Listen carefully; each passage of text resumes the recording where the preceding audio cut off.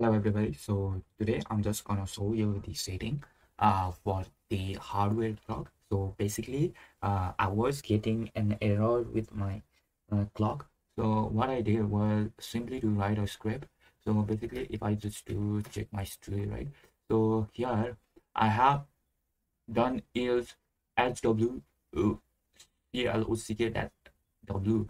So this command will sync the time with bias time. So here, let me just show you the script. So let me just copy it and let's paste it. Let's do enter.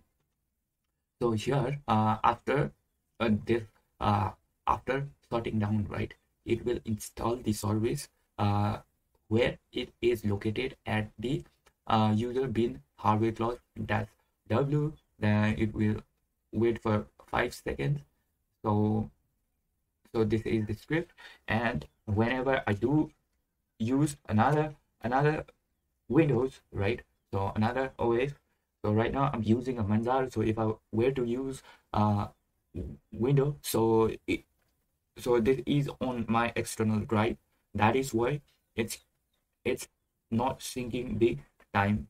So I had this problem, so I fixed it by using this script. Thank you guys.